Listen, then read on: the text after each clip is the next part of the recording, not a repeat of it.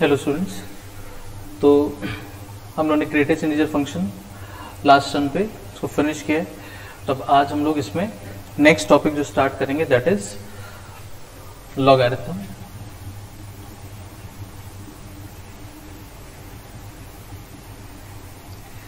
तो सबसे पहले तो हम लोग ये देखते हैं कि लॉगरिथम बेसिकली क्या है, इसको कैसे डिफाइन किया गया है, इसका मतलब क्या है ना। तो जैसे सपोज हम आपसे बोलें कि हम एक स्टेटमेंट लिखते हैं, let's say 2 cube equals to 8 है ना, 2 टू द पावर 3 8 हो गया। ठीक, तो अभी ये जो स्टेटमेंट लिखा गया है इसको बोला गया है कि ये एक exponential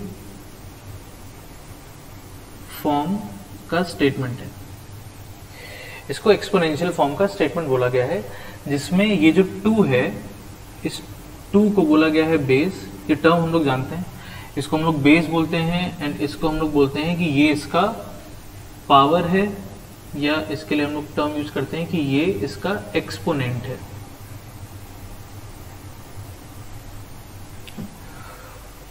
two cube equals to 8, तो इसको बोला गया बेस, इसको बोला गया इसका पावर, या फिर इसके लिए एक और टर्म यूज करते हैं, इसको एक्सपोनेंट कहते हैं। एंड 2 क्यूब की जो वैल्यू है दैट इज 8। तो अभी ये जो पूरा स्टेटमेंट है, ये स्टेटमेंट एक एक्सपोनेंशियल फॉर्म का स्टेटमेंट है। ठीक, अब सेम इसी चीज को, जैसे 2 क्यूब इक्वल्स टू 8, सेम इसी चीज को लिखने का एक और तरीका बताया गया कि इसी को हम ऐसे लिख सकते हैं, लॉग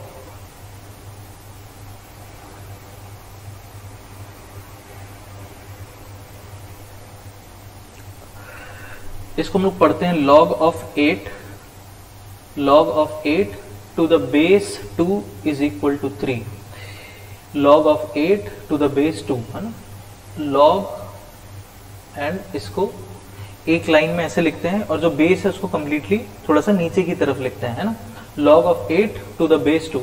आप देख सकते हैं कि यहाँ पर ये जो 2 है, इस 2 को बेस बोला गया है, तो ये 2 यहाँ पर जो है अगेन सेम ही नाम इसके लिए यूज कर रहे हैं, यहाँ पर भी इसको बेस ही कह रहे हैं। अब ये जो चीज लिखी है और ये जो चीज लिखी है, दोनों का मतलब सेम है।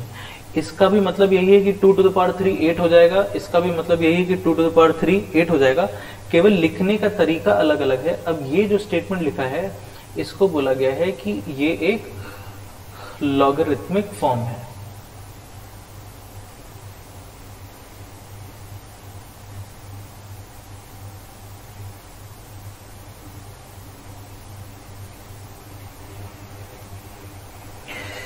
Two to the power 3 is equal to 8 होगा। इसी को लिखने के दो तरीके हैं, ऐसे लिखा है तो ये एक्सपोनेंशियल फॉर्म है, और इसी को ऐसे लिख दिया गया है तो इसको बोला गया है कि ये इसका लॉगरिथमिक फॉर्म है। और यहाँ पर हम कह सकते हैं कि ये जो सिंबल होता है इसको हम लोग बोलते हैं दिस इम्प्लाइज, है ना। तो यहाँ पर हम सिंबल ऐसा यूज कर सकते हैं, इसको बोलते हैं implies and is implied by, implies and is implied by. इसका मतलब होता है कि ये इसको इम्प्लाई कर रहा है, ये इसको इम्प्लाई कर रहा है ना। मतलब 2 क्यूब इक्वल्स टू 8 इम्प्लाई कर रहा है कि log ऑफ 8 कैसे पढ़ रहे हैं वो क्लियर होना चाहिए। log ऐसे पढ़ते हैं, log of 8 to the base 2 is equal to 3। कैसे लिख रहे हैं वो भी देखेंगे, है ना। log of 8 to the base 2 is equal to 3 ऐसे पढ़ते हैं। log of this quantity to the base this is equal to this, ऐसे। तो log 8 to the base 2 is equal to 3 ये इंप्लाई कर रहा है कि 2 क्यूब इक्वल्स टू 8 है, and 2 cube is equal to 8 imply कर रहा है कि log of 8 to the base 2। Basically एक ही चीज लिखी है ना, तो इसलिए हम यहाँ पर ऐसा सिंबल यूज कर सकते हैं, implies and is implied by. इसको पढ़ते हैं implies and is implied by. इसका मतलब होता है कि ये स्टेटमेंट इसको इम्प्लाई कर रहा है एंड ये स्टेटमेंट इसको इम्प्लाई कर रहा है। क्लियर हो गया? ठीक, अब कैसे हम लिखते हैं, कोई भी अगर हमको एक्सपोनेंशियल फॉर्म का स्टेटमेंट दिया है तो उसको हम लॉग फॉर्म में कैसे लिखते हैं। तो हम लोग एक्सपोनेंशियल फॉर्म जनरली कैसे पढ़ते हैं, इसको हम रीड आउट कैसे करते हैं, हम हमेशा ऐसे रीड आउट करते हैं, base to the power this equals to this value, है ना। जैसे फॉर एग्जांपल, जैसे मान लीजिए 7 टू द पावर 0 है ना, तो इसको हम लोग पढ़ते हैं 7 to the power 0 is equal to 1। Generally हम लोग का रीडिंग हैबिट ऐसे होता है ना, this to the power this is equal to this, या let's say 3 to the power minus 2 is equal to 1/9, या 6 to the power 1 is equal to 6, ऐसे पढ़ते हैं। ठीक, तो हम क्या कर रहे हैं, जैसे लॉग में अगर आप देखिए तो लॉग में तीन चीजें हैं, log of some quantity a to the base b is equal to c, है ना, तीन टर्म्स हैं। ये डायरेक्शन याद रखिए, ऐसे ये डायरेक्शन आपको एक्सपोनेंशियल से लॉग फॉर्म लिखने में मदद करेगा एंड लॉग से एक्सपोनेंशियल फॉर्म वापस लिखने में मदद करेगा। अब देखिए इसका मतलब क्या है, अब हम जब भी लॉग फॉर्म लिखेंगे, अगर हमको एक्सपोनेंशियल से लॉग फॉर्म लिखना है तो हम हमेशा ये चीज फॉलो करेंगे, ये डायरेक्शन फॉलो करेंगे। मतलब हम पहले ये लिखेंगे, फिर ये लिखेंगे, ये लिखेंगे, एंड इसका मतलब होता है इसका power b to the power c equals to, जैसे आप यहाँ पे देखिए 2 to the power 3 is equal to 8। हम इसको ऐसे पढ़ रहे हैं 2 to the power 3 equals to 8, तो हम ऐसे लिखेंगे, पहले बेस लिख देंगे लॉग, बेस में 2, फिर इधर 3 इक्वल टू 8, ऐसे। कुछ एग्जांपल्स और लिखते हैं तो आपको और क्लियर होगा। अगर इसको हमको लिखना है लॉग फॉर्म में, तो जैसे क्या है 7 to the power 0 equal to 1, तो पहले हम बेस लिख रहे हैं 7 to the power 0 equal to 1। इसको हम कैसे पढ़ेंगे, अब इसको अगर हमको पढ़ना है तो हम पढ़ेंगे log of 1 to the base 7 is equal to 0। इसको रीड आउट ऐसे करेंगे log 1 टू द बेस 7, ये डायरेक्शन। एंड अगर हमको कहीं पर किसी क्वेश्चन में लॉग फॉर्म दिया है और इस लॉग से अगर हमको बोला जाए चलिए इसका वापस एक्सपोनेंशियल फॉर्म लिखिए, तो इसको इसी तरह से रीड आउट कर लीजिए, 2 to the power 3 is equal to 8, 7 to the power 0 is equal to 1, इस तरह से। ठीक, जैसे इसको देखते हैं, log 3 to the power minus 2, तो पहले 3 to the power minus 2 is equal to 1/9, ऐसा हो गया। इसको कैसे रीड आउट करेंगे आप, तो log of 1/9 to the base 3 is equal to -2। जो बेस है उसको क्लियरली नीचे की तरफ लिखते हैं, ताकि जब भी हम log का टर्म लिखें तो हमको देख करके एग्जैक्टली समझ में आना चाहिए कि किस क्वांटिटी का log है और कौन सा उसका बेस है ना। मतलब ऐसे नहीं लिख देंगे कि log ऑफ 8 2 इक्वल्स टू, ऐसा करके जो बेस है उसको कंप्लीटली अच्छे से नीचे की तरफ लिखिए, ताकि जो भी वो क्वेश्चन देख रहा है उसको ये चीज समझ में आना चाहिए कि आपने क्या चीज एग्जैक्टली लिखी है ना, बेस में कौन सी क्वांटिटी है, किस क्वांटिटी का लॉग है, वो क्लियरली समझ में आना चाहिए। इसलिए बेस को हमेशा आप जिस लाइन में लॉग लिख रहे हैं उस लाइन में ही आप हमेशा इस क्वांटिटी को लिखिए और बेस को हमेशा कंप्लीटली नीचे लिखिए। कैसे लिख रहे हैं उसको देखते जाइए। इसको कैसे लिखेंगे, 6 to the power 1 equal to 6, पहले बेस में 6 to the power 1 is equal to 6, log of 6 to the base 6 is equal to 1। इसको ऐसे पढ़ेंगे, log 6 to the base 6 is equal to 1। Again किस तरह से लिख रहे हैं, ये हमारा तरीका है लिखने का, है ना। हम पहले ये लिख रहे हैं, फिर ये 6 to the power 1 equal to 6, 3 to the power minus 2 equal to 1/9, 7 to the power 0 equal to 1। And यही डायरेक्शन अगेन हमको हेल्प करेगा अगर हमको लॉग फॉर्म को बोला जाए कि चलिए अब इस लॉग फॉर्म का एक्सपोनेंशियल फॉर्म लिखिए, तो इसको ऐसे ही रीड आउट कर लीजिए, इसी डायरेक्शन में इसको ऐसे रीड आउट कर लीजिए, तो आपको इसका एक्सपोनेंशियल फॉर्म दिख जाएगा।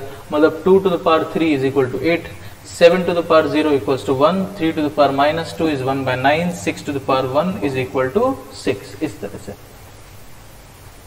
क्लियर हो गया। तो एक्सपोनेंशियल फॉर्म को लॉग फॉर्म में कैसे लिखना है, लॉग फॉर्म को एक्सपोनेंशियल फॉर्म में कैसे लिखना है ना, एकदम बेसिक चीज है। अगर जैसे इसकी बात करें, चलिए आपसे बोले कि बताइए इसका एक्सपोनेंशियल फॉर्म क्या होगा, तो क्या कहेंगे हम लोग, इसका एक्सपोनेंशियल फॉर्म क्या बनेगा, b to the power c is equal to a, ऐसा b to the power c is equal to a। ध्यान रखेंगे कि ये जो यहां पर लिखा गया है सेम टर्म यूज कर रहे हैं, जैसे यहाँ पर एक्सपोनेंशियल फॉर्म में ये और ये एक ही चीज लिखी है, केवल लिखने का तरीका अलग अलग है। ये एक्सपोनेंशियल फॉर्म में लिखा गया है, ये लॉग फॉर्म में लिखा गया है। यहाँ पर भी ये जो 2 है इसको बेस कहते थे, एंड ये 2 जब लॉग फॉर्म में भी जहां पर भी लिखा गया है, अगेन इसके लिए सेम नाम यूज किया गया है, यहाँ पर भी इसको बेस ही कहते हैं। log of 8 to the base 2 is equal to 3, ऐसे पढ़ेंगे। ठीक, तो log से एक्सपोनेंशियल फॉर्म या एक्सपोनेंशियल से लॉग फॉर्म वाली बात ये क्लियर होनी चाहिए। log बेसिकली क्या है वो अभी हमको क्लियर होना चाहिए। केवल एक्सपोनेंशियल फॉर्म को एक और तरीके से लिखने का, एक रिप्रेजेंट करने का एक तरीका बता दिया गया। एक्सपोनेंशियल फॉर्म के स्टेटमेंट्स को रिप्रेजेंट करने का एक नया तरीका बता दिया गया, जिसको लॉग बोला गया। अब किसी एक्सपोनेंशियल से कैसे उसका लॉग फॉर्म या लॉग से उसका एक्सपोनेंशियल फॉर्म, अभी के लिए पहले इतनी बात हमको क्लियर होनी चाहिए। ठीक, अब इसके बाद आगे देखते हैं।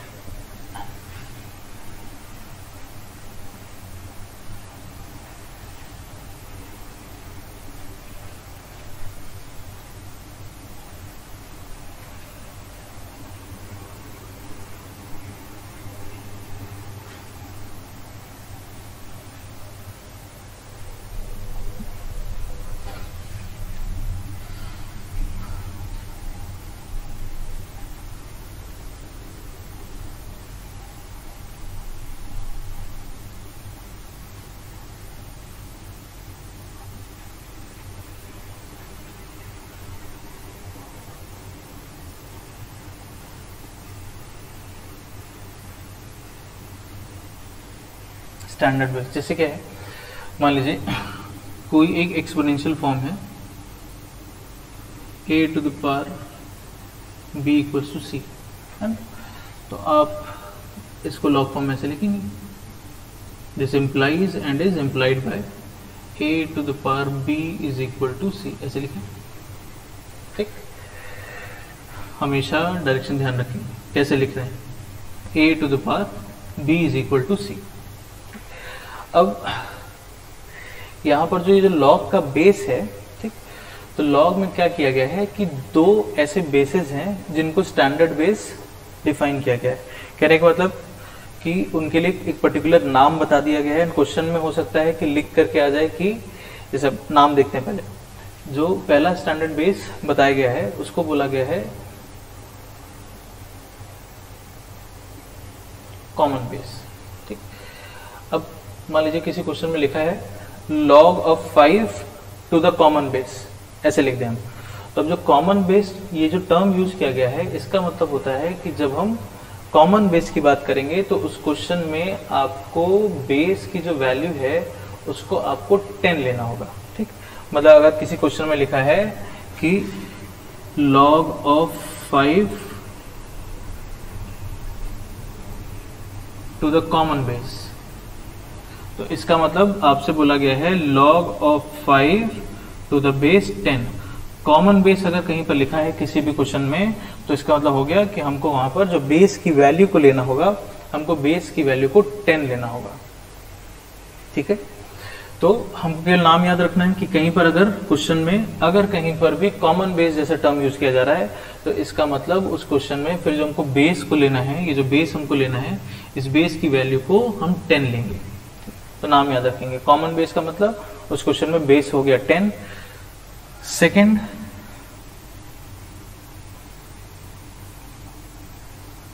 Natural base. अगर किसी क्वेश्चन में लिखा है नेचुरल बेस, तो इसका मतलब हो गया उस क्वेश्चन में हमको बेस की वैल्यू को लेना है e। ठीक, अब हो सकता है हम लोग में से कुछ लोग e को जानते हैं कि e क्या होता है, कुछ लोग नहीं जानते हैं, तो इसको एक बार देख लेते हैं। जैसे पाई हम लोग जानते हैं, है ना। पाई एक रैशनल नंबर है कि इरैशनल नंबर है। पाई की वैल्यू हम लोग लिखते हैं 3.14 लिखते हैं, या इसकी वैल्यू हम लोग 22/7 लिखते हैं। तो ये रैशनल है कि इरैशनल है, तो ये एक इरैशनल नंबर है।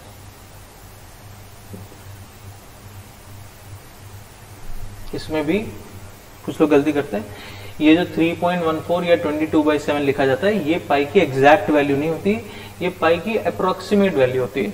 Pi is basically an irrational number whose approximate value is 3.14 और 22/7, है ना। तो पाई बेसिकली एक इरैशनल नंबर है, ये चीज ध्यान रखेंगे, जिसकी वैल्यू ये है अप्रोक्सीमेट वैल्यू 3.14 22%।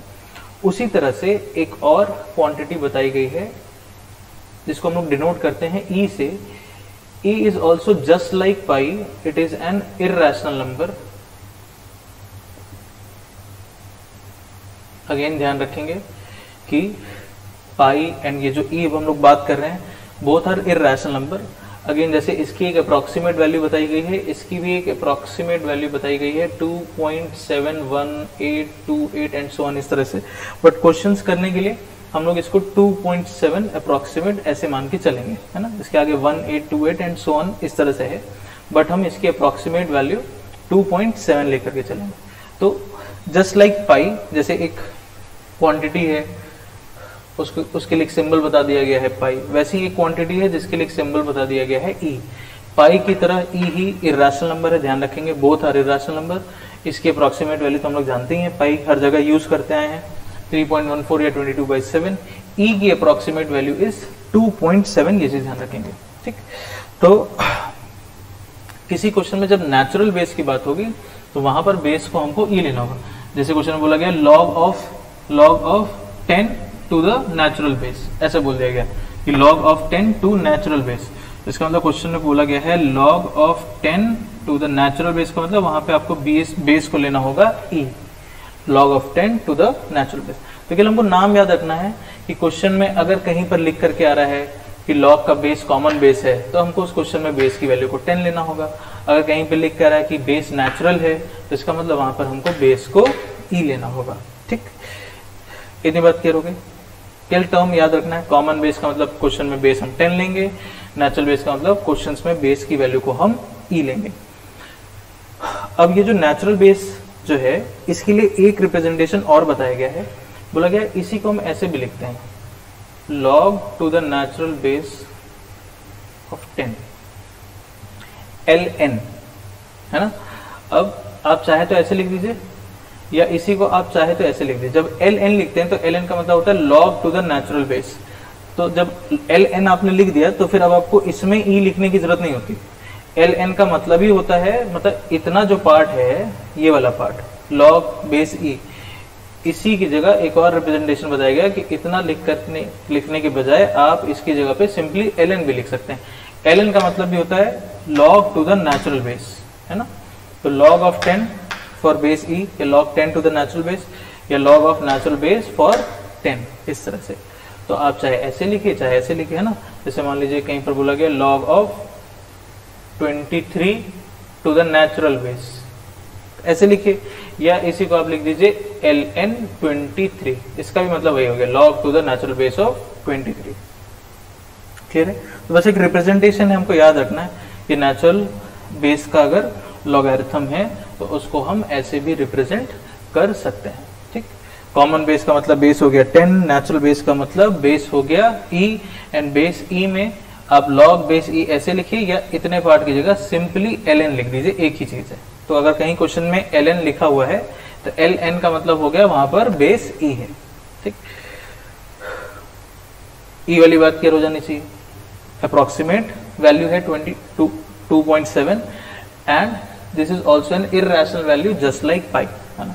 बहुत सारे लोगों को ये चीज नहीं पता होती है, ध्यान रखेंगे pi and E both are irrational number, rational number नहीं है। अब एग्जाम में ऐसा नहीं होता कि आपको क्वेश्चन दिया हो और वहां पर बेस मेंशन्ड नहीं हो, ऐसा नहीं होता, है ना। जब भी कोई भी कॉम्पिटिटिव एग्जाम हो, चाहे वो जेईई मेंस होगा चाहे एडवांस होगा, कोई भी क्वेश्चन जहां पर लॉग का यूज किया गया है वहां पर क्लियरली क्वेश्चन में मेंशन होता है कि आपको बेस को क्या कंसिडर करना है। बट आप देखेंगे जनरली बुक्स में एक स्पेसिफिक कन्वेंशन लेकर के चला गया है, एंड इवन आप यहाँ पर ओरिजिन्स के भी फॉस्टर्स में या बुकलेट्स में देखेंगे कि उस कन्वेंशन को फॉलो किया गया है कि बहुत सारे क्वेश्चंस पे आप देखेंगे कि लॉग का बेस मेंशन नहीं होगा, लॉग का बेस ही नहीं लिखा होगा। ठीक, तो वहां पर हमको खुद से अज्यूम करना होगा कि बेस अब हम क्या लें। तो किसी क्वेश्चन में जब लॉग का बेस मेंशन नहीं है तो इसके लिए दो कन्वेंशंस लेके चले गए हैं। अगर हम एल्जेब्रा सेक्शन में लॉगरिथम की बात करें, जो कि अभी हम लोग पढ़ रहे हैं ना, हम लोग लॉग को एज अ फंक्शन नहीं पढ़ रहे हैं। जैसे हम लोगों ने मॉडुलस पढ़ा, ग्रेटेस्ट इंटीजर पढ़ा, तो हम बेसिकली मॉडुलस की जो एल्जेब्राइक प्रॉपर्टीज है वो डिस्कस कर रहे हैं, जो ग्रेटेस्ट इंटीजर फंक्शन की एल्जेब्राइक प्रॉपर्टीज है वो डिस्कस कर रहे हैं। हम लोगों ने ग्रेटेस्ट इंटीजर को एज अ फंक्शन नहीं पढ़ा, है ना। वो तो नाम है उसका greatest integer function, but 12th में एक प्रॉपर चैप्टर है फंक्शंस करके, तो हम लोगों ने मॉडुलस को एज अ फंक्शन या ग्रेटेस्ट इंटीजर को एज अ फंक्शन, हम लोगों ने उसके ग्राफ नहीं डिस्कस किए। तो जो बहुत सारी चीजें होती हैं उसकी फंक्शनल प्रॉपर्टीज होती हैं। अभी तो हम लोगों ने केवल इसकी एल्जेब्राइक प्रॉपर्टीज पढ़ी हैं, बट इसकी फंक्शनल प्रॉपर्टीज होती हैं, तो वो सारी चीजें भी हम लोगों ने नहीं डिस्कस करी। सेम वही चीज लॉग में भी, लॉग में हम लोग लॉग का ग्राफ ये सारी चीजें अभी डिस्कस नहीं करेंगे, लॉग की जो फंक्शनल प्रॉपर्टीज हैं वो डिस्कस नहीं करेंगे।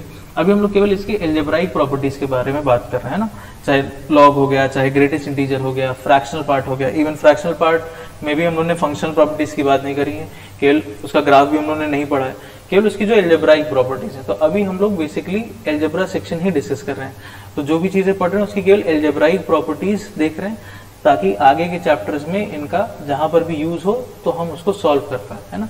अभी हम इनको पूरा एज सच पूरा मॉडुलस या पूरा ग्रेटेस्ट इंटीजर या पूरा लॉगरिथम नहीं डिस्कस कर रहे हैं, क्योंकि फिर इसमें ग्राफ सेंस के, फिर ग्राफ से रिलेटेड उनकी फंक्शनल प्रॉपर्टीज एंड फिर बहुत सारी चीजें, तो वो सारा 12th का टॉपिक है, वो अभी हम लोग डिस्कस भी नहीं कर रहे हैं। कहने का मतलब ये है कि जब तक हम लोग लॉग में एल्जेब्रा सेक्शन में है, जहां पर हम उसकी एल्जेब्राइक प्रॉपर्टीज की बात कर रहे होंगे या उससे रिलेटेड क्वेश्चन कर रहे होंगे, तो ऐसी जगह पर अगर बेस मेंशन्ड नहीं है तो हम वहां पर बेस को 10 लेकर के चलेंगे। कहने का मतलब अभी जो हम लोग डिस्कशन कर रहे हैं एट प्रेजेंट, यहाँ पर अब हम लोग जो भी क्वेश्चंस डिस्कस करेंगे, अगर उसमें कहीं पर बेस मेंशन नहीं है तो हम उस बेस को 10 मान करके क्वेश्चन करेंगे, ठीक। फिर जब हम लोग फंक्शंस पढ़ते हैं, कैलकुलस पोर्शन में जाएंगे, है ना, 12th वाले पार्ट में जाएंगे, 12th का जो सिलेबस है उस वाले पार्ट में जाएंगे। एंड कैलकुलस पोर्शन में जब हम लोग लॉग की बात करेंगे, अगर वहां पर कहीं पर लॉग का बेस मेंशन नहीं है कैलकुलस पोर्शन में, जब हम उसके फंक्शनल प्रॉपर्टीज के बारे में या लॉग को एज अ फंक्शन जब पढ़ेंगे, वहां पर अगर किसी क्वेश्चन में आप देखेंगे अगर लॉग का बेस मेंशन नहीं है तो फिर हम वहां पर बेस को ई लेकर के चलेंगे। तो अलजेब्रा सेक्शन में अगेन एग्जाम में ऐसा नहीं होगा, है ना, तो इसके लिए कभी परेशान होने की जरूरत नहीं कि एग्जाम में नहीं आएगा तो हम क्या मानेंगे, हम ये मानेंगे कि ये मान के चलेंगे। एग्जाम में ऐसा नहीं होता। एग्जाम में हमेशा क्वेश्चन में प्रॉपरली मेंशन्ड होगा कि आपको क्या बेस लेकर के चलना है, क्वेश्चन में हमेशा लिखा होगा। हाँ, बुक्स में जनरली ऐसा कन्वेंशन लिया गया है कि अलजेब्रा सेक्शन में अगर बेस नहीं मेंशन किया गया है तो वहां पे 10 मान के क्वेश्चन को सॉल्व करते हैं। कैलकुलस पोर्शन में अगर बेस नहीं मेंशन्ड है तो वहां पर बेस को ई मान के सॉल्व करते हैं। तो वही कन्वेंशन हम लोग भी लेकर के चलेंगे। तो लेट्स से अगर हमको किसी भी बुक में या फॉस्टरर में अगर हमको बेस मेंशन नहीं है तो अभी के लिए जो हम लोग का डिस्कशन है वो तो हम लोग का अलजेब्राइक प्रॉपर्टीज से रिलेटेड ही रहेगा। हम लोग लॉगरिथम को अलजेब्रा पोर्शन वाला ही पार्ट उसका हम लोग डिस्कस कर रहे हैं। तो अभी हमको जहां पर भी इसका बेस किसी भी क्वेश्चन में अगर नहीं दिखेगा तो हम लोग बेस को 10 मान के चलेंगे। जब आप फंक्शंस में जाएंगे, कैलकुलस पोर्शन में जाएंगे, वहां पर अगर किसी क्वेश्चन में आपको बेस नहीं दिखाई देगा तब आप ई मान करके वहां पे प्रोसीड करिएगा। बट अभी के लिए हम लोग जितना भी लॉगरिथम पढ़ेंगे इसमें हमको किसी भी क्वेश्चन में बेस नहीं दिखेगा तो हम उसको 10 लेकर के चलेंगे, ठीक। तो स्टैंडर्ड बेस 2 डिफाइन किए गए, दोनों के अपने नाम है। ये आपको नाम से याद होना चाहिए कि क्वेश्चन में कॉमन बेस लिखा है तो हमको 10 मानना है, नेचुरल बेस लिखा है तो ई मानना है। अभी के लिए अगर बेस मेंशन नहीं है तो हम लोग कॉमन बेस यानी कि बेस को 10 मान करके क्वेश्चन में प्रोसीड करेंगे। कितनी बात क्लियर होगी, ठीक, ओके।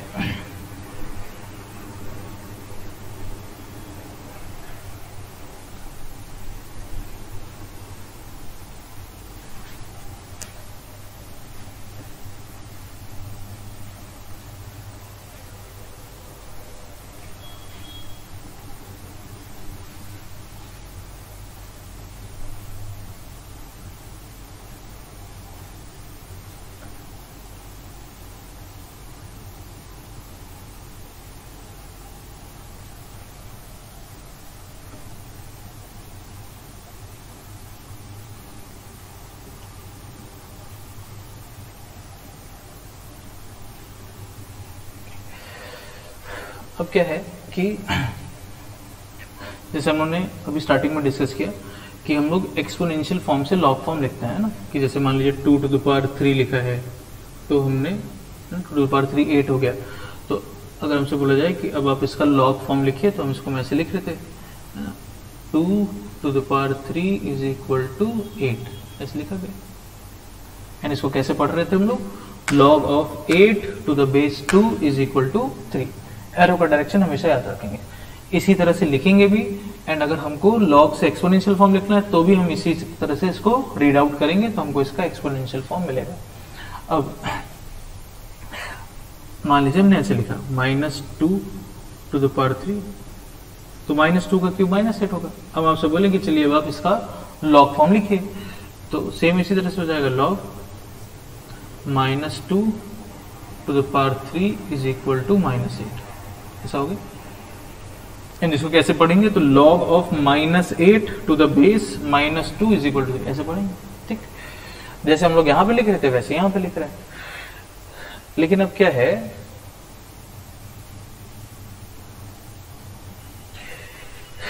कि ये जो एक्सपोनेंशियल फॉर्म का स्टेटमेंट है इसको आप लॉग फॉर्म में नहीं लिख सकते। कहने का मतलब ये है कि ऐसा नहीं है कि कोई भी एक्सपोनेंशियल फॉर्म का स्टेटमेंट है तो आप उसका लॉग फॉर्म लिख सकते हैं, ऐसा नहीं है। हर एक्सपोनेंशियल फॉर्म का लॉग फॉर्म एग्जिस्ट नहीं करता। अब इसके रीजन में हम लोग अभी नहीं जाएंगे क्योंकि इसका जो रीजन है वो लॉग एज अ फंक्शन जब हम लोग पढ़ेंगे तो फंक्शन की कुछ कंडीशन होती हैं एंड देन लॉग को एज अ फंक्शन डिफाइन करने के लिए वैसे कुछ कंडीशन इस पे लगाई गई जिसकी वजह से हम ऐसा नहीं कर पा रहे हैं। तो इसके रीजन में भी हम नहीं जाएंगे, बट इसका हमको इसकी जो कंडीशन है कि लॉग फॉर्म कब लिख सकते हैं कब नहीं लिख सकते हैं वो हमको पता होना चाहिए ताकि हम गलती नहीं करें। अब हर केस में हर एक्सपोनेंशियल फॉर्म का लॉग फॉर्म नहीं लिख सकते। जैसे मान लीजिए हमने लिखा कि 1 to the power 7 is equal to 1, तो ऐसा नहीं कि ये लिखना गलत है भाई, इस स्टेटमेंट में कोई गलती नहीं, ऐसा नहीं सोचेंगे यही गलत लिखा, नहीं ऐसा तो नहीं है। -2 का क्यूब -8 तो होगा, इसमें कोई गलती थोड़ा ना है। बस बात इतनी सी है कि आप इसका लॉग फॉर्म नहीं लिख सकते। कहने का मतलब हर एक्सपोनेंशियल फॉर्म को आप उसके लॉग फॉर्म में चेंज नहीं कर सकते। लॉग फॉर्म लिखने के लिए कुछ कंडीशन है, इसके डिफाइन होने के लिए कुछ कंडीशन है, एंड वही कंडीशंस हम लोग देखने जा रहे हैं। कंडीशन के रीजन में भी अभी नहीं जाएंगे क्योंकि अगेन फिर वो फंक्शन से रिलेटेड है, वो सारा 12th के टॉपिक का डिस्कशन है, तो उसमें नहीं जाएंगे।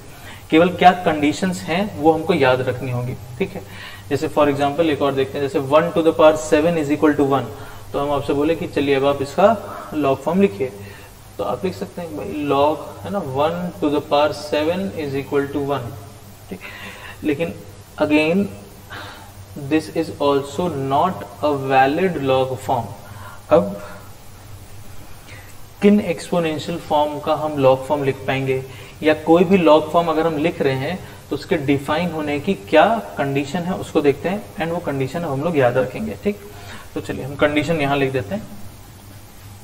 कोई भी लॉग फॉर्म अगर हम लिख रहे हैं, जैसे log of a to the base b लिखा है, तो यहाँ पर दो चीजें हैं। एक तो जिस क्वांटिटी का log लिया गया है ना, log of a है, एंड एक उसका बेस। यहाँ पे दो चीजें हैं, कंडीशन इन दोनों पर है, a और b पर। एक तो जिस क्वांटिटी का log है उस पर कंडीशन है, और जो उसका बेस है उस पर कंडीशन है ना। मतलब कंडीशन है इस पे और इस पे, इस क्वांटिटी और इस क्वांटिटी पर, इस क्वांटिटी और इस क्वांटिटी पर। क्या कंडीशन है? फर्स्ट, आप जिस क्वांटिटी का log लिख रहे हैं, ठीक, a, ये जो a लिखा गया है यहाँ पर, ये a और b जो हम लिखेंगे वो इसके रेफरेंस में लिख रहे हैं, log of a to the base b है ना। ये जो a है, जिस क्वांटिटी का log आप ले रहे हैं, this should be greater than 0। log हमेशा पॉजिटिव क्वांटिटी का ही आप ले सकते हैं, मतलब ये जो a होना चाहिए पॉजिटिव होना चाहिए। अब यहाँ पे आप देख सकते हैं ये जो आपका a लिखा गया है ये नेगेटिव है, तो इसलिए ये फॉर्म वैलिड फॉर्म नहीं है, या फिर ये log आपका डिफाइंड नहीं है। इस log फॉर्म को डिफाइन होने के लिए जिस क्वांटिटी का भी log हम ले रहे हैं वो quantity should be greater than 0, ये पहली कंडीशन हो गई, ठीक। तो यहां पर क्या दिक्कत थी कि ये क्वांटिटी नेगेटिव है, इसलिए ये वाला log फॉर्म डिफाइंड नहीं रहा। दूसरी कंडीशन है बेस को लेकर के, कि जो बेस है जिसको हम यहाँ पर b से डिनोट कर रहे हैं, ये जो बेस होना चाहिए ये भी ग्रेटर देन 0 होना चाहिए, ठीक, एंड साथ ही साथ नॉट इक्वल टू 1 होना चाहिए। बेस भी पॉजिटिव होगा, 0 से बड़ा ही होगा। अगेन आप देख सकते हैं कहीं पर भी 0 पर इक्वलिटी नहीं है ना। मतलब आप ना तो a को 0 ले सकते हैं, ना ही आप b को 0 लिख सकते हैं। दोनों a and b should be greater than 0, पहली कंडीशन। तो यहाँ पर a भी नेगेटिव, b भी नेगेटिव, ये ऑब्वियसली log फॉर्म डिफाइंड नहीं रहा। उसमें आते हैं, उसमें क्या दिक्कत हुई, a पॉजिटिव है, इससे हमको दिक्कत नहीं है। b पॉजिटिव हो गया, इससे भी दिक्कत नहीं है। लेकिन b पर एक और कंडीशन लगी है कि बेस जो है वो 1 नहीं होना चाहिए। अब यहाँ पर दिक्कत हो गई इस वाली कंडीशन से, है ना। यहाँ पर सेकंड में हमको a एंड b तो दोनों पॉजिटिव दिख रहा है, ये भी पॉजिटिव हो गया, ये भी पॉजिटिव हो गया, तो ये दोनों कंडीशन तो सेटिस्फाई हो गई। लेकिन कंडीशन कहाँ पर दिक्कत हो गई, हमको इस वाली कंडीशन से दिक्कत हो गई। ये कंडीशन हमारी सेटिस्फाई नहीं हुई। बेस के लिए दो कंडीशन है कि बेस आपका पॉजिटिव भी होना चाहिए एंड साथ ही साथ 1 नहीं होना चाहिए, नॉट इक्वल टू 1। यहाँ पर बेस पॉजिटिव तो था, a भी पॉजिटिव था, जिस क्वांटिटी का log लिख रहे हैं वो पॉजिटिव है, ये condition satisfy. Base greater than 0 हो रहा है, 1 आ रहा है, वो भी सेटिस्फाई। लेकिन ये कंडीशन सेटिस्फाई नहीं हुई, बेस में 1 नहीं हो सकता। तो बेस में अगर हमको 1 दिख रहा है तो ये भी एक वैलिड log का फॉर्म नहीं होगा। तो अब हमको कंडीशंस पता है, तो अब अगर हम कोई भी log फॉर्म लिखेंगे तो अब आप उसको देख करके बता पाएंगे कि ये एक वैलिड log फॉर्म है या नहीं है। बस हमको इन कंडीशंस का ध्यान रखना है। जिस क्वांटिटी का log लिख रहे हैं वो पॉजिटिव हो, बेस भी पॉजिटिव हो and base not equal to 1 होना चाहिए। क्लियर हो गया? तो मेरे ख्याल से अब देख करके ही बता पाएंगे कि कौन सा वैलिड फॉर्म है, कौन सा वैलिड फॉर्म नहीं है, ठीक।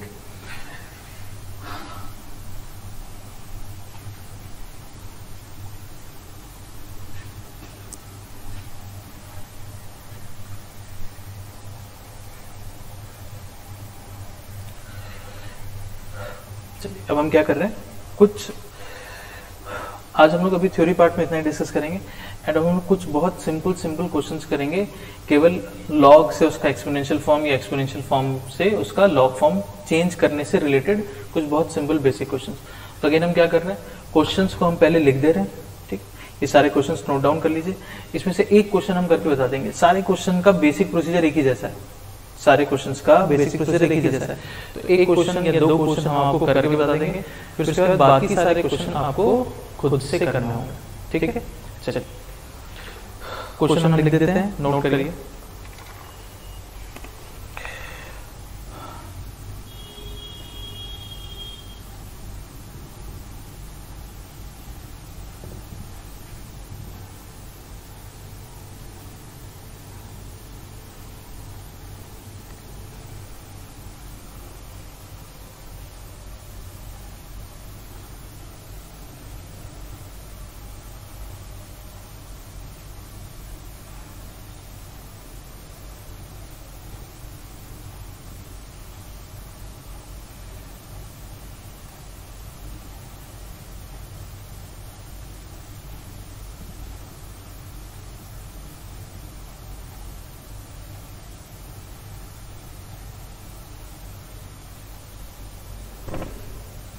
इसको ऐसे कर लीजिए।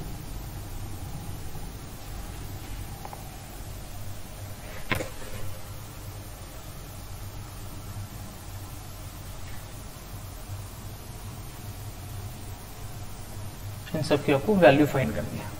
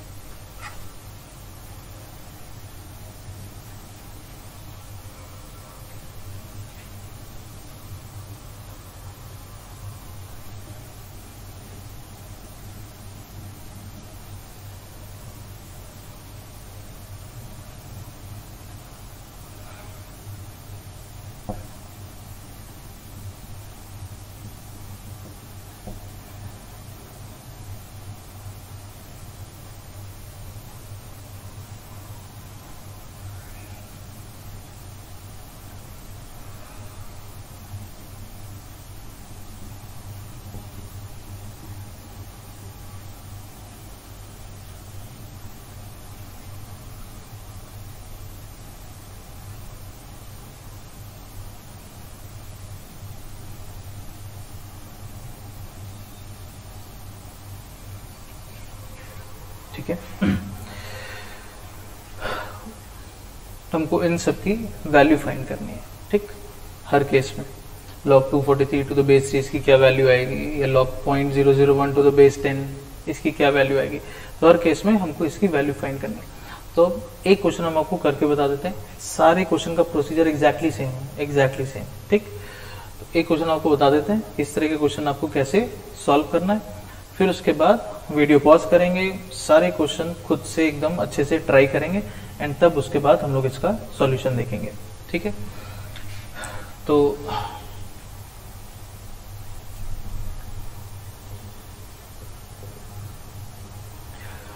जिसकी भी वैल्यू हमको फाइंड करनी है उसको आप कुछ अज्यूम कर लीजिए, एक्स या वाई कुछ भी ऐसे, जैसे log of 243 to the base 3, ठीक। इसको हमको फाइंड करना है, तो मान लीजिए हमने इसको कुछ x मान लिया, ठीक। अब आप क्या करिए, इस लॉग फॉर्म को चेंज करिए इसके एक्सपोनेंशियल फॉर्म में, है ना। हर क्वेश्चन का प्रोसीजर एग्जैक्टली सेम है, जैसे हम यहाँ कर रहे हैं एग्जैक्टली सेम इसी तरह से सारे क्वेश्चन आपको प्रोसीड कर लेना है, ठीक। इसको एक्सपोनेंशियल फॉर्म में चेंज कर लीजिए, लॉग से एक्सपोनेंशियल फॉर्म, एक्सपोनेंशियल से लॉग फॉर्म, एकदम क्लियर होना चाहिए ना कैसे लिखते हैं। 3 to the power x equal to 243, ऐसा हो गया। अब हमको x फाइंड करना है, हमको इसका पावर या एक्सपोनेंट फाइंड करना है। तो क्या करिए, बोथ साइड बेस को सेम बनाइए। अगर बोथ साइड बेस सेम हो गया तो हम पावर को कह पाएंगे भाई इक्वल है ही है, तो अगर दोनों तरफ बेस सेम होगा और एलएचएस आरएचएस इक्वल होगा तो फिर पावर को भी सेम होना ही पड़ेगा भाई। ऐसा नहीं होगा ना कि 3 का पावर 2 और 3 का पावर 3 बराबर हो जाए भाई। 3 का पावर 2 और इक्वल टू अगर कुछ 3 का पावर x है तो ऑब्वियसली x 2 के बराबर होना चाहिए। तो अगर इक्वलिटी है और बोथ साइड बेस सेम हो गया तो पावर को भी सेम होना ही पड़ेगा। तो क्या किया जाए, क्योंकि हमको पावर फाइंड करना है, बेस को सेम बनाया जाए। तो कोशिश करिए 243 को 3 के पावर के फॉर्म में लिखिए। हमको बताया 3 स्क्वायर 9 होगा, 3 क्यूब 27 होगा, 3 टू द पावर 4 81 बनेगा, and then 3 to the power 5 आपका 243 आ जाएगा। तो 243 को हम 3 का पावर 5 ऐसे लिख सकते हैं। अब बेस सेम हो गया तो पावर को इक्वेट कर लीजिए, यानी कि x इक्वल्स टू 5 हो गया। तो x ही तो हमको फाइंड करना था, यही तो फाइंड करना था, इसी को हमने x माना था। x की वैल्यू कितनी आ गई 5, यानी कि log 243 टू द बेस 3 की वैल्यू कितनी होगी 5 होगी। क्लियर हुआ? बहुत सिंपल क्वेश्चन है, एकदम बेसिक क्वेश्चन। बस आपको सबको इसी तरह से चेंज कर लेना है, x मान लेना है, चेंज कर लेना है उसके एक्सपोनेंशियल फॉर्म में, फिर दोनों तरफ बस आपको बेस को सेम बना लेना है। बेस सेम हो गया, पावर इक्वेट कर देंगे, x की वैल्यू आ जाएगी। ठीक, चलिए क्वेश्चंस नोट करिए, वीडियो पॉज करिए, खुद से करिए एक बार ऑनेस्टली, फटाफट करिए, सिंपल क्वेश्चन है इनका।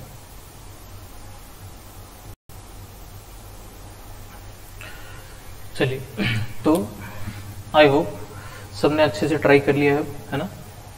अब एक एक करके सॉल्यूशन देखते हैं। सेम ही प्रोसीजर है एग्जैक्टली, है ना। तो इसमें कुछ बहुत ऐसा दिमाग लगाने जैसा नहीं, बस आपको जैसा प्रोसीजर बताया वैसा आपको फॉलो कर लेना था हर केस में। जैसे सेकंड में log 0.001 to the base 10 x मान लेते हैं, चेंज कर लेते हैं इसको इसके एक्सपोनेंशियल फॉर्म में। तो 10 to the power x equals to 0.001। तो इसको हम लोग अगेन बेस सेम बनाना है, इसको हम 10 के पावर में कैसे लिख सकते हैं? तो 10 का power 1 2 3, 10 to the power basically ये -3 हो गया, है ना। तो देखिए बेसिकली आपका 1/1000 हो गया। इसको आप ऐसे लिख सकते हैं 1/, ठीक। तो ये बेसिकली क्या हो गया, 10 टू द पावर -3 हो गया ना। तो बेस सेम हो गया तो x की वैल्यू आ गई -3। ये 5 आ रहा था, ये आपका -3 आ गया। क्लियर हो? नेक्स्ट देखते हैं।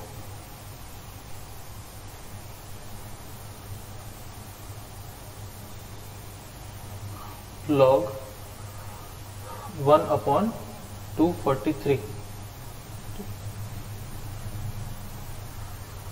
टू द बेस 9 x मान लेते हैं, एक्सपोनेंशियल फॉर्म में चेंज कर लेते हैं। तो ये हो जाएगा 9 to the power x equals to 1/243। 1/243 का मतलब 243 का पावर -1, ऐसा हो गया। 1/243 को हमने ऐसे लिख दिया। अब हमको दोनों तरफ क्या करना है, बेस को 9 बनाना है, ठीक। तो अब 9 का पावर जैसे सोचते हैं, तो 9 का स्क्वायर हो जाएगा 81, फिर आप 9 का क्यूब करेंगे तो वो 729 ऐसा आ जाएगा, है ना। तो 243 9 के पावर में हमको नहीं मिलेगा, लेकिन हम क्या देख रहे हैं कि 243 3 के पावर में आएगा, है ना। ये 3 टू द पावर 5 बनेगा और 9 भी 3 के पावर में आ जाएगा।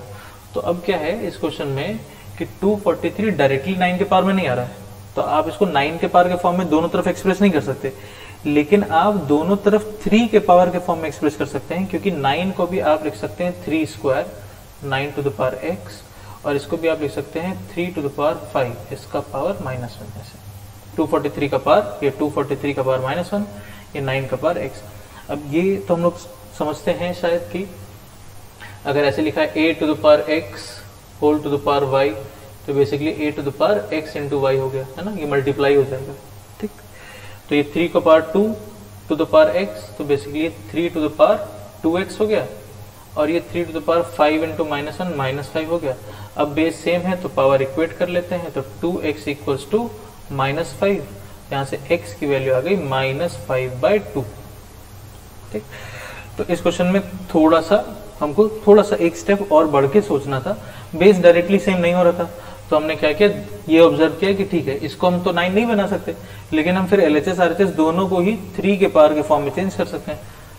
मेन ऑब्जेक्टिव ये है कि कैसे भी करके आपको बेस को सेम बनाना ही होगा दोनों तरफ, क्योंकि जब तक बेस सेम नहीं होगा आपके पावर में जो अननोन क्वांटिटी वो आप फाइंड नहीं कर पाएंगे। तो कैसे भी करके आपको बेस को सेम करना ही होगा, तभी आप इसको फाइंड कर पाएंगे। क्लियर हो गया थर्ड वाला? ठीक। इसके बाद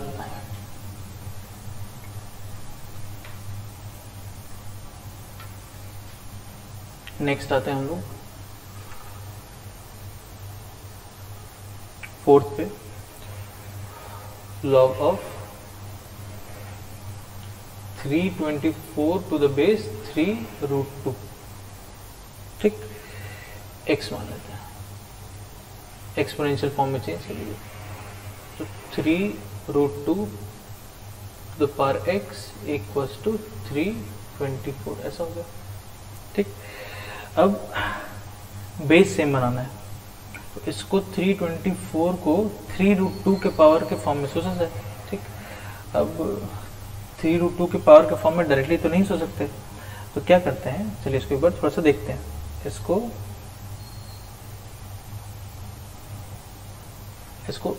स्प्लिट करते हैं। जैसे आपका कितना हो गया 300 है ना, 24 है ना, तो इसको आप लिख सकते हैं 3 × 108।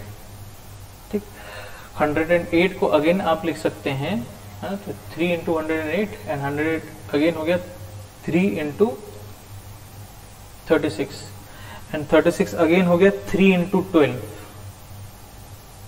12 अगेन हो गया 3 × 4 और 4 हो गया आपका 2 × 2, ऐसे।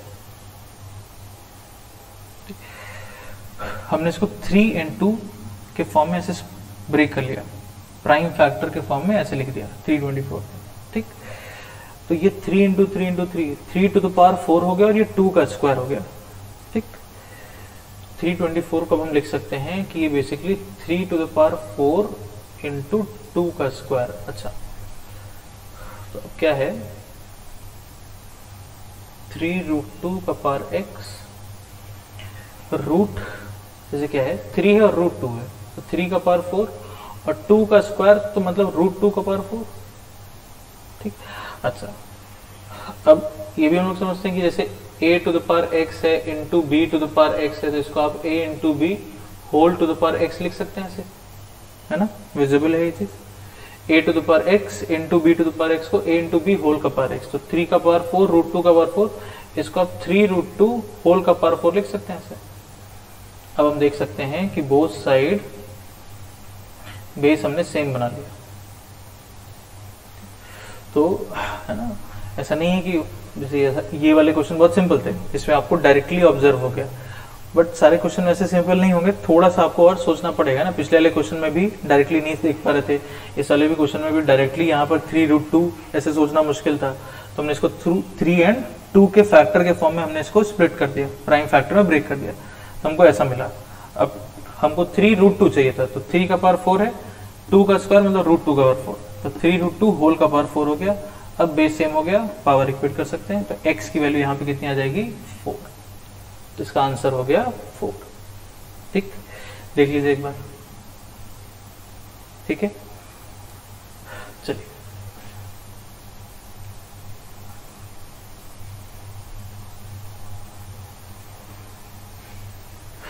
नेक्स्ट देखते हैं फिफ्थ,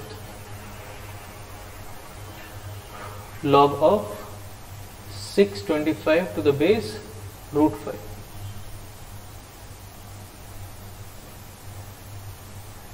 तो √5 to the power x equals to 625। अब √5 का आप लिख सकते हैं, अब दोनों में अगेन हमको लग रहा है दोनों तरफ 5 के पावर के फॉर्म में हम एक्सप्रेस कर सकते हैं। √5 का मतलब हो गया 5 का पावर 1/2, है ना, √5 का मतलब हो गया 5 का पावर 1/2, एंड ये कितना हो गया 5 स्क्वायर 25, 5 क्यूब आपका 125, देन 5 टू द पावर 4 करेंगे तो 625, ये 5 का पावर 4 हो गया। ये भी उन्होंने डिस्कस किया था, ये और ये मल्टीप्लाई हो जाएगा, तो 5 का पावर x इंटू 1/2 मतलब x/2 equals to 5 to the power 4। तो यहाँ से आपको x/2 की वैल्यू मिल जाएगी 4, मतलब x की वैल्यू आ जाएगी 8। तो log of 625 to the base √5 की वैल्यू आ गई x यानी कि 8। क्लियर हो? नोट करते जाएंगे, है ना, हर एक क्वेश्चन सारी चीजें एग्जैक्टली, है ना, नोट्स कॉपी में जरूर से लिखेंगे। कई बार मैंने ये चीज बोली है कि नोट्स बहुत प्रॉपरली आपको बनाने होंगे, नहीं तो आपको फिर रिवीजन के टाइम में बहुत प्रॉब्लम हो जाएगी, बहुत प्रॉब्लम। तो आपके हैंड रिटन नोट्स आपके पास जरूर से होने चाहिए। कोई भी टीचर बोर्ड पे जो भी लिखे आपकी कॉपी में होना चाहिए, ठीक है।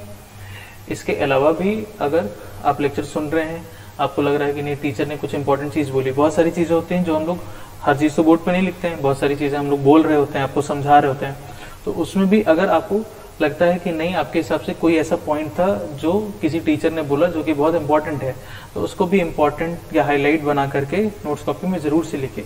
मतलब आपको जो भी चीजें इंपॉर्टेंट लगती हैं, जितना बोर्ड पे वर्क हो रहा है ये तो आपको लिखना ही लिखना है, बट इसके अलावा किसी भी टीचर का आपको कुछ भी स्पेसिफिक बहुत इंपॉर्टेंट लगता है तो वो आप जरूर से नोट करिए, ताकि जब भी आप उसको नोट्स कॉपी को रिवाइज करें तो आपको जो इंपॉर्टेंट पॉइंट्स हैं वो आपको मिले।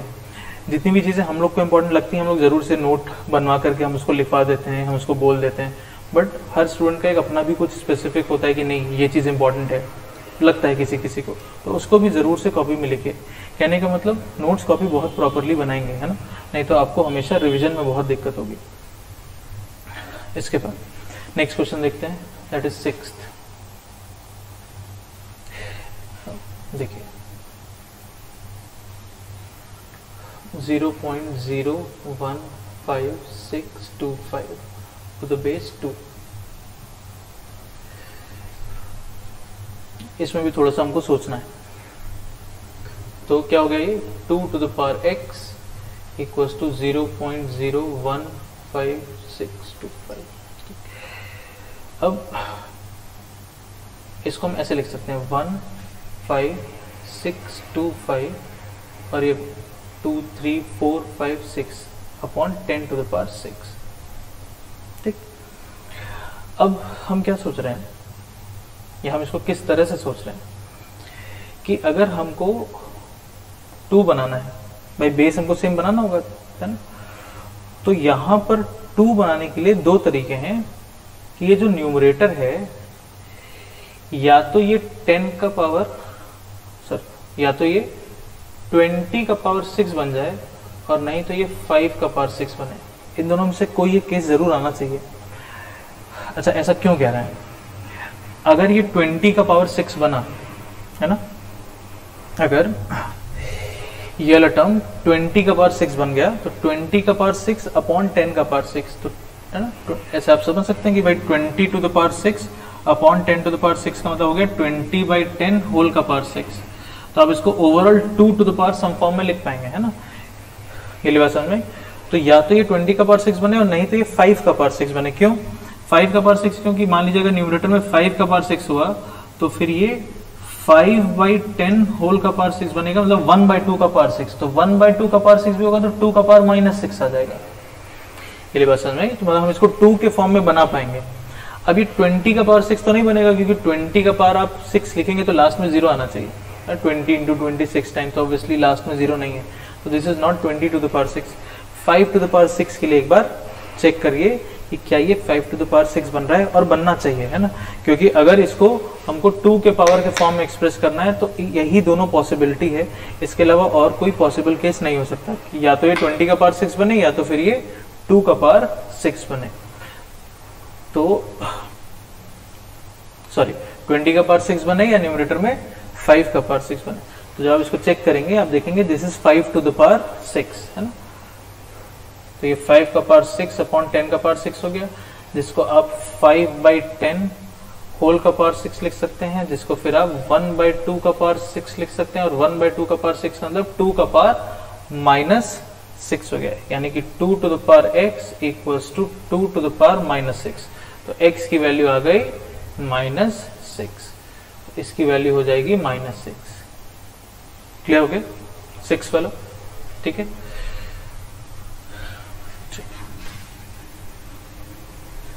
अब इसके बाद हम लोग 7th देखते हैं।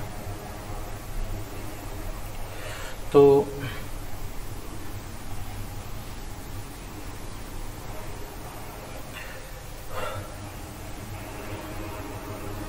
log of tan 0.25 pi to the base pi. इसको x मान लेते हैं। ठीक, अब क्या है 0.25 का मतलब क्या होता है 1/4। 0.25 मतलब 25/100 हो गया ना, 1/4 हो गया। तो 1/4 इंटू पाई मतलब पाई/4 हो गया। तो ये हो गया tan ऑफ पाई/4 और बेस में हो गया पाई इक्वल टू x। ठीक,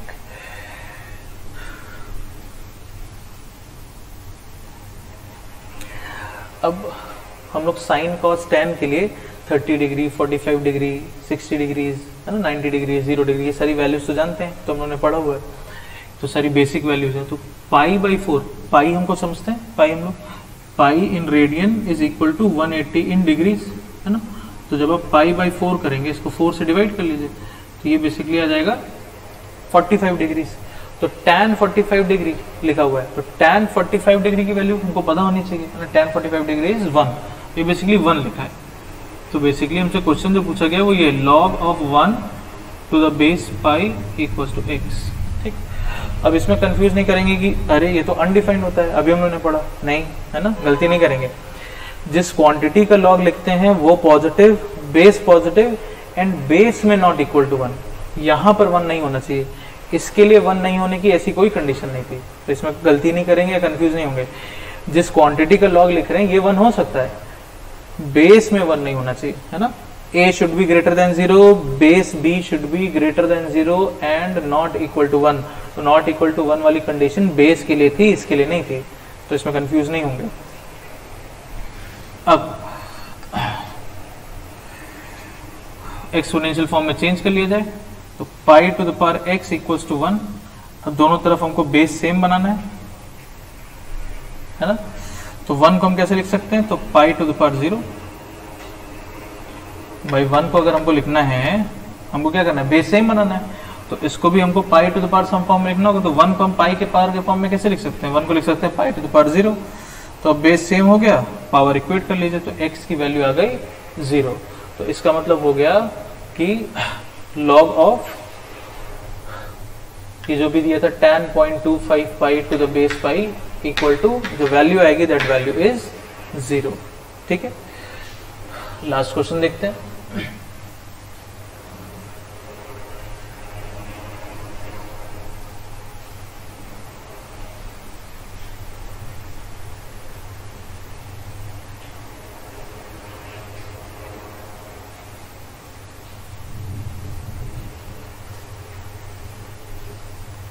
हमको फाइंड करना है log।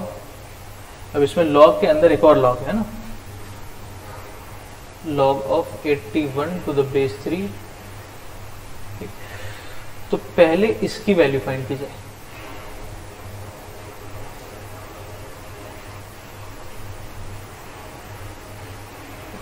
अब क्या है कि क्योंकि हम लोग इतने सारे क्वेश्चंस कर रहे हैं, तो जो बहुत सिंपल क्वेश्चंस हैं, अब इसमें आप कोशिश करिए कि डायरेक्टली है ना एक्सपोनेंशियल फॉर्म में चेंज करें, बेस फिर सेम बनाएं, सारा प्रोसीजर हमको क्लियर होना चाहिए। बट जब बहुत सारे क्वेश्चंस कर रहे हैं तो आपकी चीजें थोड़ा सा क्लियर होनी चाहिए।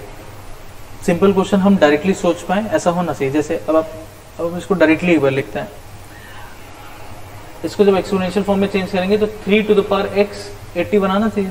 तो सोचिए 3 का कौन सा पावर 81 आता है, 3 का पावर क्या करेंगे 81 आएगा, 3 टू द पावर 4 81 आता है ना, 3 to the power 4, 3 square 9, 3 cube 27, 3 to the power 4 जाके 81 बनेगा, यानी कि x की वैल्यू कितनी आनी चाहिए 4।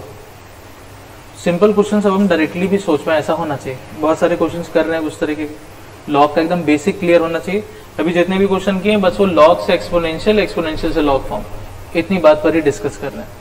अब x की वैल्यू 4 हो गई, इसकी वैल्यू 4 हो गई, तो log ऑफ हमसे पूछा गया था log 81 to the base 3 and this to the base 2। तो उन्होंने इसकी वैल्यू फाइंड कर ली, ये आ गया 4। तो बेसिकली हमसे क्वेश्चन पूछा गया log 4 टू द बेस 2। ठीक, अब मान लीजिए इसको अगेन हम कुछ y मान लें। ठीक, अब हम आपसे बोलें चलिए y फाइंड करिए, तो आप इसको एक्सपोनेंशियल फॉर्म में चेंज करेंगे तो आप कहेंगे 2 to the power y is equal to 4। तो अब डायरेक्टली सोचिए 2 का क्या पावर रेस करेंगे कि 4 आ जाए, 2 टू द पावर y को 4 आना है, तो 2 का क्या पावर रेस करेंगे कि 4 आ जाए, तो 2 का स्क्वायर 2 टू द पावर 2, यानी कि y की वैल्यू कितनी आ गई 2। मतलब log 81 to the base 3 whole to the base 2, इसकी वैल्यू फाइनल वैल्यू सिंप्लीफाई करने पे कितनी आ रही है 2। क्लियर? ये सिंप्लीफाई करने पे बन गया 4, क्वेश्चन हो गया log 4 to the base 2 and log 4 to the base 2 की वैल्यू हो गई 2। ठीक है, तो आज का लेक्चर इसको हम लोग अभी यहीं पर स्टॉप करेंगे। नेक्स्ट टर्न पर अब हम लोग इसी के आगे से फिर कंटिन्यू करेंगे। ठीक, तो आज एकदम बेसिक डिस्कशन था लॉग का कि लॉग क्या है, लॉग के डिफाइन होने की कंडीशन क्या क्या है, 2 स्टैंडर्ड बेस हमने डिफाइन किए, तो नाम आपको याद रखना है, कॉमन बेस, नेचुरल बेस, ये सारी चीजें। कुछ और क्वेश्चंस भी करेंगे हम लोग इसी पर नेक्स्ट टर्न पे। ठीक है, तो आज के लिए इतना ही। Thank you.